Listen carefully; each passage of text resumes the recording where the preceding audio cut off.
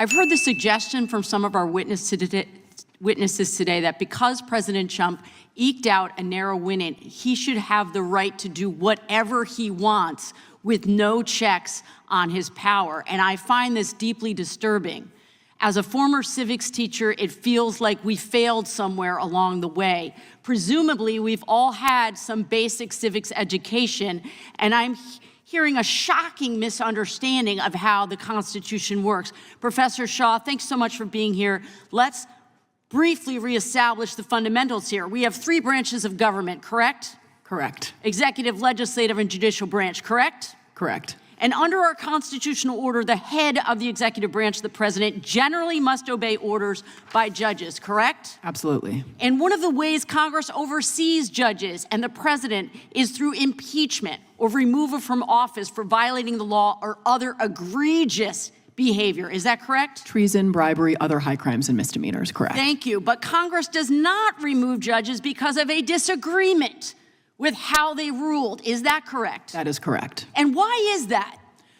Judicial independence requires the judges not be constantly afraid that they will be removed from office if they issue a decision that is unpopular or that is, opposed to the interests of the political powers or that runs against the political winds. Judicial independence requires judges to be confident and secure in their rulings and not fear the consequences of those rulings other than reversal on appeal. That's a consequence judges can and should fear, but that really is the primary consequence. And as you've said, this has a chilling effect. This entire presidency so far is about having a chilling effect on the way that government works.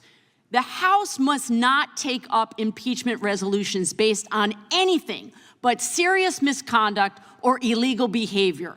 Yet Republicans, including people on this committee who claim to respect the Constitution, have introduced impeachment resolutions against judges because they don't like how judges did their job. They've introduced 7 impeachment resolutions so far. I'm sure there are more to come. Trump and Musk have publicly called for the impeachment of judges that they just don't like. Just by introducing these impeachment resolutions, my colleagues have attacked and weakened the independent judiciary.